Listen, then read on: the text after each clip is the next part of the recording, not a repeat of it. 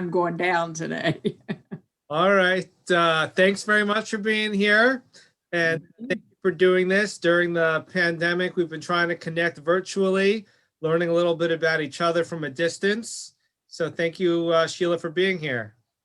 Thank you. Thank you, Rabbi. I'm happy to be invited. Good, good. So if you can tell us a little bit about yourself. I think originally you're not from Virginia, you're from up north, right? Yes. Okay. Originally, I'm from Camden, New Jersey, outside of Philadelphia. I've been here almost 50 years. When I speak about myself, I'm going to also speak about my husband. It'll be 5 years that he is gone, but he was grew up in northern New Jersey, an area called Westfield, and it was close to New York. So our saying was, if it was not for Richmond, we would have never have met. Wow, wow. So how did you meet? Bruce came to the University of Richmond about 52 years ago. Mm-hmm. I came about 50 years ago. We're 2 years apart, to Virginia Commonwealth University. We both came for college. Now, it was originally called RPI, right? Or is that? Originally it was. When I applied to RPI, but by the time I was accepted, was starting to become Virginia Commonwealth University. RPI, I think, was like Richmond Professional Institute. Okay. Yeah. Okay. And Virginia Commonwealth was both the Medical College of Virginia and RPI. They combined, and they kind of became the umbrella of a university, Virginia Commonwealth University. So Bruce Zoll, for those who don't know, was an accountant, right? And he was right. A very CPA, yes. Yeah, CPA and a distinguished millionaire. Yeah, I'll mention a few things, but okay, yeah, if you can, please. Yes. Yes. Back to when we met in 1972 in September. I was a sophomore, and the Israeli athletes were murdered in Munich at the Winter Olympics, at the Munich Olympics. At the time, of course, the world was shocked and the community was shocked. So the Richmond community heard the news, and they had a community service organized at Temple Bethel on Grove Avenue.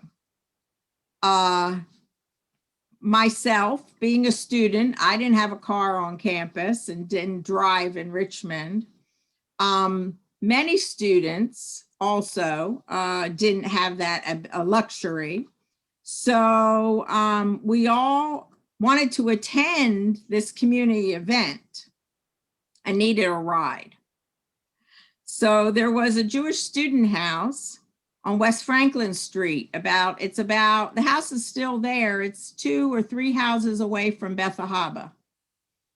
And Bruce at the time, down on the bottom first floor, I would say, was like community rooms for Jewish students to come and have meetings and interact. And upstairs, there were 2 and an attic floors of rooms. So students rented them out. So it was a Jewish student dorm, basically. Bruce had a room at the time. He was renting there. He had left the University of Richmond campus and came over to West Franklin Street to live. So he volunteered, being the good guy he always was, he volunteered to drive students. So the first time I met him, I was a passenger in his car. He totally didn't know who I was at that time, but then several months later, I went and attended some programs at that Jewish student house and a Friday night dinner, actually. And that's when I met him. People live there? Yes. And how many Yes. people? Was it 5 people, 10 people? Probably like, I mean, his room was 3 or 4, and then there was another like triple, and then there were some single rooms, and then there were some double rooms. Oh, it was big. It was a lot of students. Yeah. Who paid for that, or it just became like privately these students kind of got? The students paid for it, Mhm. but it was at the time there were a few Bethel members, and I don't remember their names, but who kind of footed the house. Mhm. They Okay. were behind it. Yeah. And there was also like an individual that ran programs. Mhm. It wasn't like But it sounds like it was anything. independent. Sounds like it was independent. Whoever ran programs did so because they wanted to, Yes. because they were part of some organization. Yes. And then a lot of rabbis came down and gave talks and discussions. And I first met, I'm trying to think who was the rabbi of KVI at the time, but I know it was before Rabbi Lipschitz. Before, was it Rabbi Davis or before? Yes, it must have been Rabbi Davis. Yes. And he Okay. came down and gave some talks and things, and then other rabbis too. So, there were programs, etc. Very nice. So that is basically how Bruce and I met, and then we started dating. Mhm. And We were married in you lived 19 here ever since? That's you. what? You've been in Virginia ever since, and you lived Ever here? since. Okay. Yeah, ever since. Wow. 1974, we got married. I was still a student. At that point, my program moved from VCU to MCV. I was finishing up my degree in occupational therapy. And then he went on to graduate school at VCU for accounting after he graduated from University of Richmond. Now, what drew you to occupational therapy? Oh, what drew me?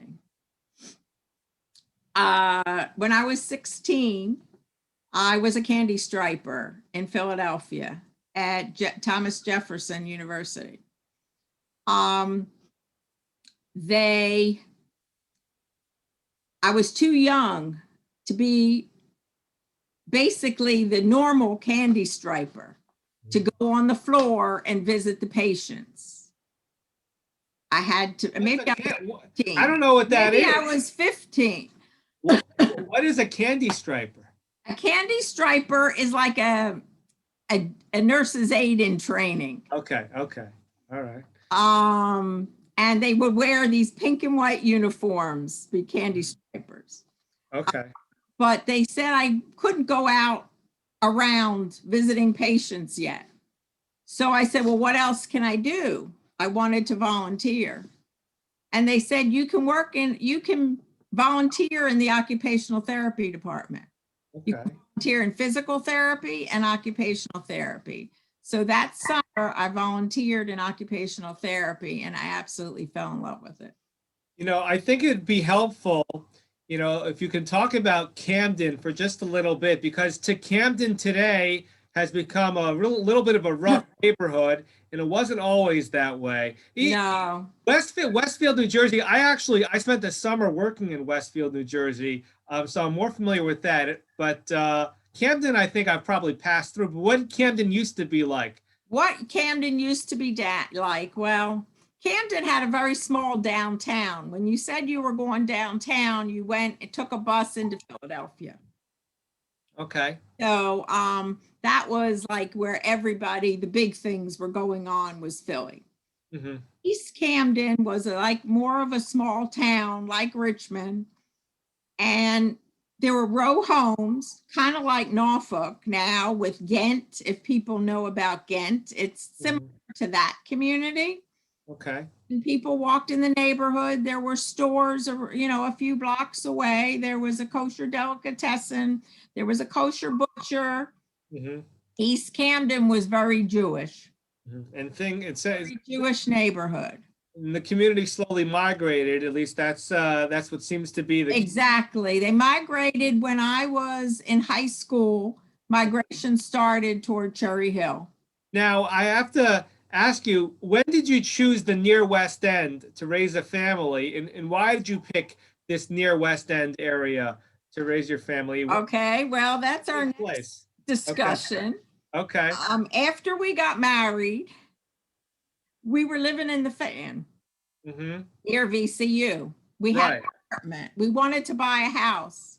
Mm-hmm. We bought our first house on Bromley Lane, which was a few blocks from Colemus. But how did we get to Colemus? Yeah, some people who are going to be watching this don't even know Cole MS. Colemus, I know. Well, I'll mention that too. Cole MS is Young Israel of Richmond, for those who don't know. And, And it's where Share Torah is now. Right, okay. The Share Torah building. Well, my husband and I, the backgrounds, my husband grew up conservative, Mm-hmm. not Orthodox. I grew up in an Orthodox synagogue.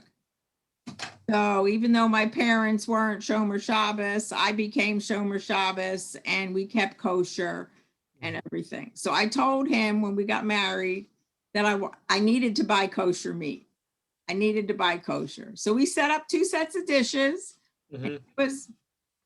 And he was more agreeable to not mix milk and meat Mm-hmm. and have kosher meat. Well, at the time, there were 2 kosher butchers in Richmond in the 70s. Mm-hmm.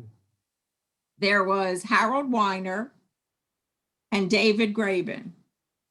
Mr. Weiner, I'm not sure I remember where his butcher shop was, but some people might remember. Now, is that Dubby Weiner's? Yes, Dubby Weiner's husband. Okay. He was a member of KBI. Yes, they were members of KBI. Mm-hmm. Mr. David Graben was on West Carey Street. His shop is still there. The building actually is still there. It's something else now. And he was Cole MS? Was he with Cole MS? He was with Cole MS. Mm-hmm. Yes. So the Grabens reached out to us. Not only did he give us the best cuts of meat, him and his wife basically welcomed us into their home. Wow. And introduced us to a synagogue. Very good. Very nice. That's very, very And that nice. was Congregation Col Emes, which later became Young Israel of Richmond. And of course, now is the Share Torah Girls School. Do you think that your involvement with Cole MS eventually led you to the day school also? Oh, absolutely. Mm-hmm. But my husband went to work in 1980 when he got his CPA. He went to work for George Rodgkin, Mm-hmm. Harriet Rodgkin's husband, George, which is Judy Lesson's stepfather. And that's helpful for the audience to get connected to this history for sure. Yeah.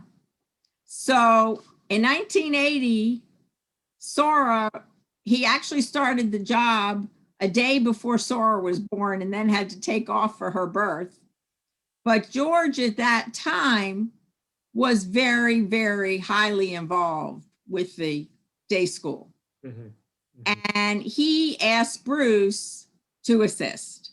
So Bruce was the treasurer of the day school and became on the board of the day school Mm-hmm. before Sora was even in school.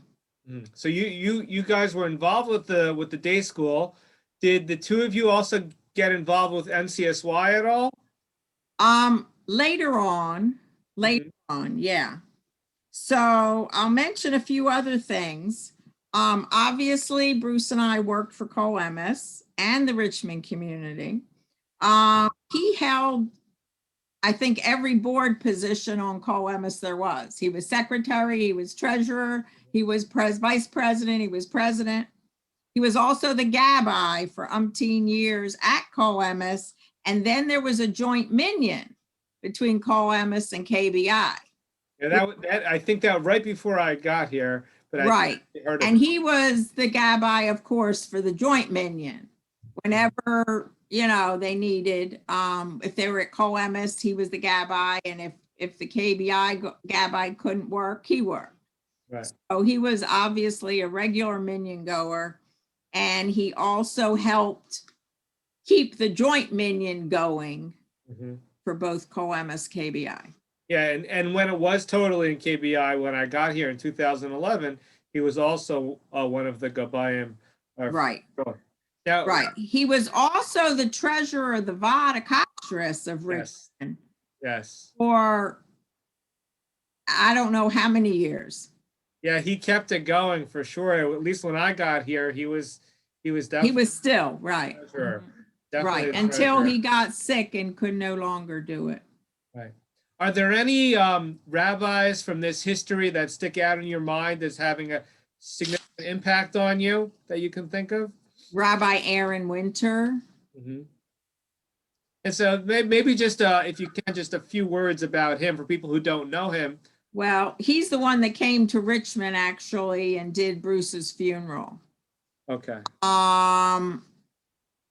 Him and his wife, Rabbi Winter and Hannah Winter, were here in Richmond at Coemus for a number of years, and they helped bring us along in our Yiddishkeit and Bruce's learning.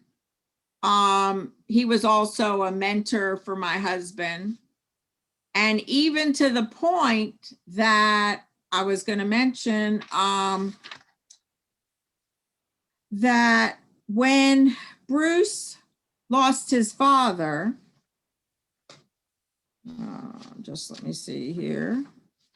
Yeah, he came from St. Louis, I think, for the. St. Louis. He was in St. Louis. Okay, yeah. From Richmond to St. Louis, and you ask why they moved. They moved because there were no high schools. Mm-hmm. They Yeah. they had sent their boys away, Mm-hmm. but they did not want to send their girls away. Rabbi Winter had to take another position in St. Louis, Mhm. be able to give their girls a high school Jewish education. Yeah, and I think that's why the Davises moved away also. Yes. Yeah, so it's a very Yes. fascinating history. Yes.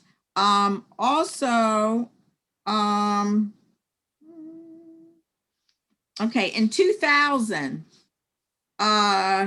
Bruce lost his father and he wanted to be able to say Kaddish with a regular minyan, even on Shabbos. And at that time, Kol Emes was not getting a full minyan for him to say Kaddish. Mm-hmm. So Rabbi Winter at the time encouraged Bruce, even though it was Rabbi Winter's shul, Right. situation, he said, you need to go and daven with a minyan. Mm-hmm. You need to go and join KBI. Mm-hmm. Wow. With Rabbi Winter's push, Yeah. Bruce did it. Wow. Wow. Yeah. So he was a very big influence in our lives. So you've spent a number of decades here now.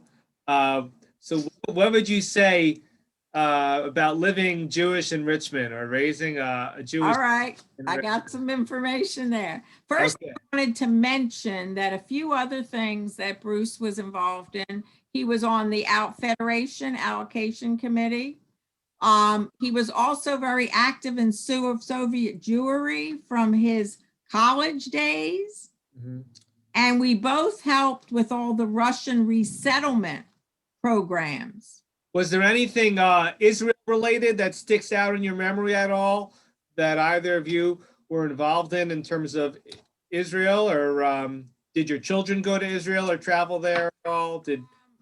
Sarah went to Israel with Dr. and Mrs. Ben Ezra Mm-hmm.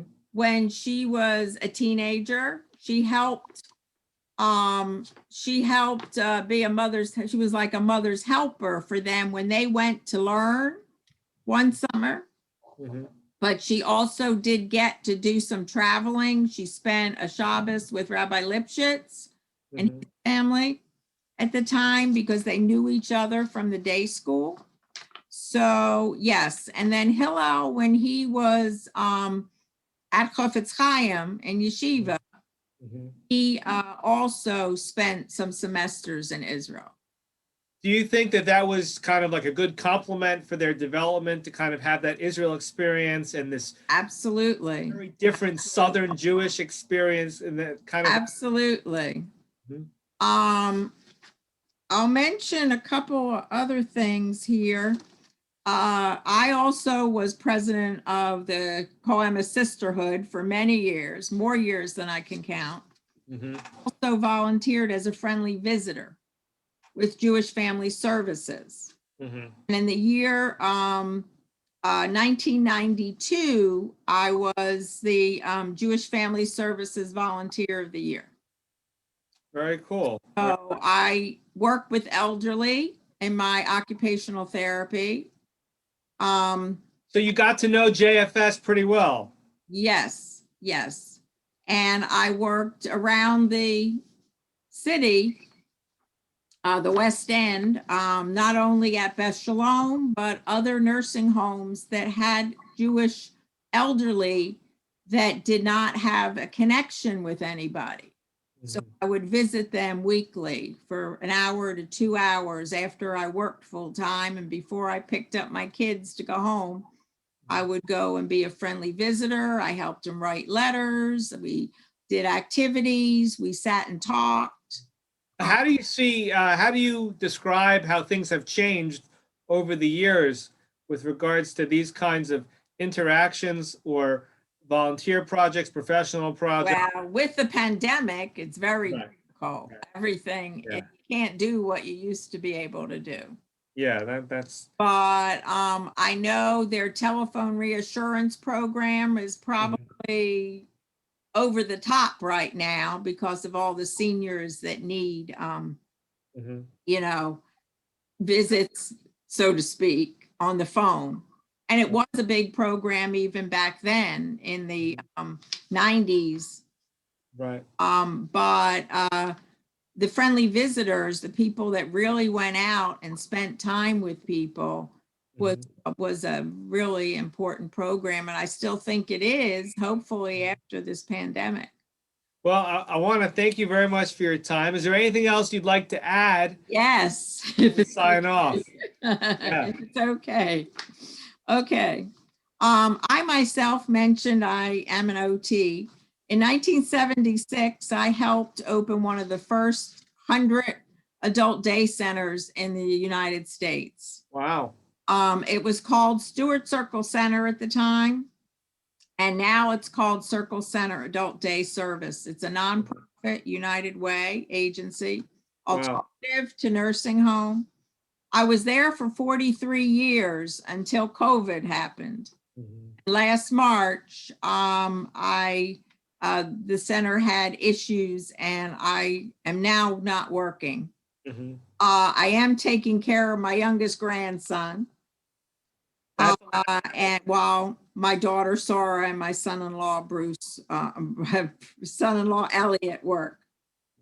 Our family consisted of 2 children, Sarah and Willow. Bruce didn't have a day school education and I didn't either. So like we said, it was extremely important when we came here. Richmond being a smaller community than what we knew of in New York and New Jersey, it was difficult being Jewish in a town with a church on every corner, if you notice. Mhm. In 1996, the Richmond Times dispatch staff called us and they told us that they were doing features on family life. And they wanted a Jewish family, an Orthodox family, but not a rabbi. So our family talked about it and we stepped up to the plate. We were hesitant at first, but the writer promised that we could see the article before it went to print and to make sure it showed us and the Richmond Jewish community in a positive light. Wow. It was titled Walking a Narrow Path. Orthodox family holds to strictest traditions and customs. And you have a copy, right? Yes.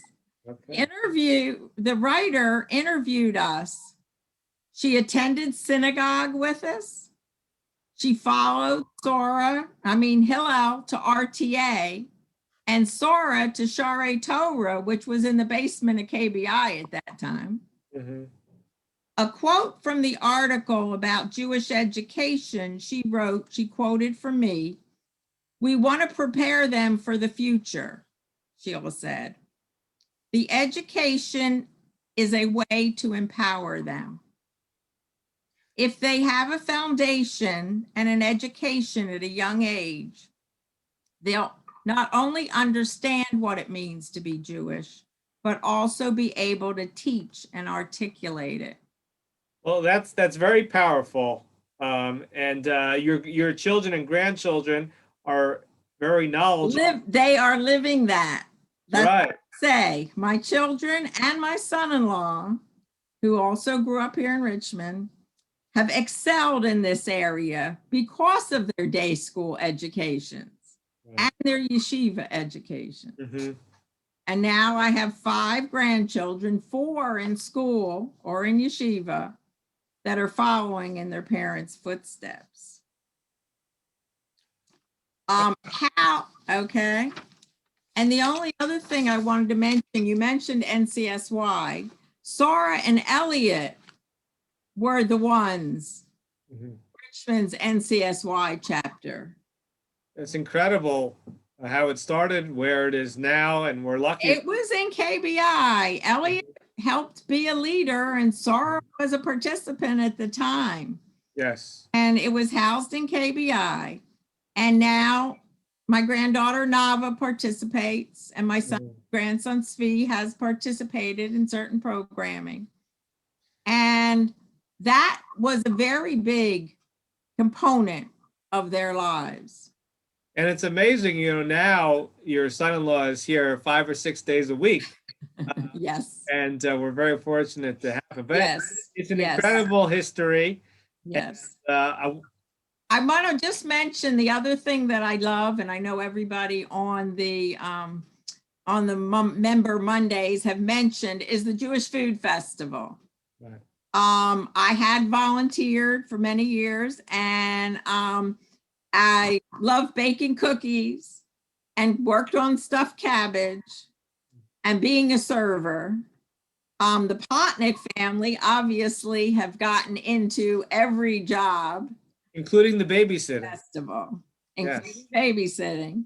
And that's, one thing that we look forward to every year. I know this year it hasn't been able to happen, but we're looking forward to next year. Yes. Well, I have to thank you very much, because you've really, you've painted. This is the article. That's perfect. Walking a narrow path. That's great. There's pictures of Sara and I cooking that actually they said Shabbos, but this was actually Pesach. This putting up the sukkahs, and Hillel davening at RTA. Okay. And this was Bruce and I putting up the sukkah. So see, it was a really full page. Yeah. Interviewed other professionals and Mr. Deere at the time, part of Coemis. You've woven us a picture through these history and the stories, and it allows us to really see all the connections and how it all comes together. So, and the other thing that we were very much involved in was the Eruv. Right. Yes. We'll have development of the Eruv. Yes. Maybe one of these days. No Eruv. When my daughter was born, 2 blocks from Coemis, and there was no Eruv to push her carriage. Yes, well, this community has come a long way. We're very thankful for you and a lot of the volunteers that help make this place a reality, this community that we call home. So thank you very much for your time, and appreciate you doing this. Okay, thank you.